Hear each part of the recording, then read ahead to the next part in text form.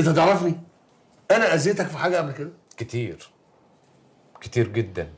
أذيت أغلى حد عندي في حياتي، أغلى من أبويا، الشيخ الجليل الفقيه رحمه الله رحمة واسعة، واقتص بعدله من الزبانية الذين عذبوه وقتلوه، الشيخ غريب زيدان.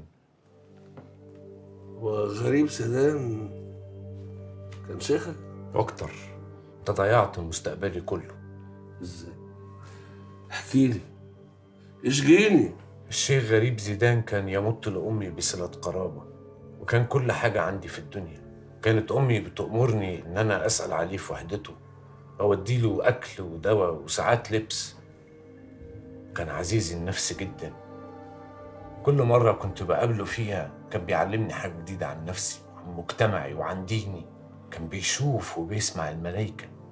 الملايكة دايما كانت بتبقى حاضرة معاه وما بتسيبوش لوحده. وقال لي إن هو مش هيموت غير لما الدولة تقوم. يمكن ما يبقاش الحاكم ولا الخليفة، لكنه هيبقى شاهد على ده ومحدش هيعرف يوصل له. وإنه لو اتمسك محدش هيعرف يحكم عليه ولا يسجنه، لأنه هيخرج من السجن زي ما سيدنا يوسف خرج من البير، وزي ما أهل الكهف خرجوا من الكهف، وإن المعجزة هتحصل. وبعدين مفيش اي حاجه حصلت.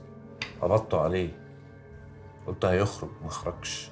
قلت لو عذبتوه ربنا هينجيه، لو حاولتوا تقتلوه هتقوم عاصفة وينجو. ما حصلش، عذبتوه وقتلتوه. محدش عذبه ومحدش قتله.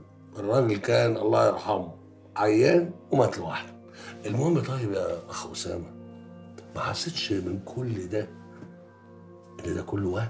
عمري كله وهم. لا، عمرك كله موجود يا ابني، عمرك لسه قدام. لا مش وهم.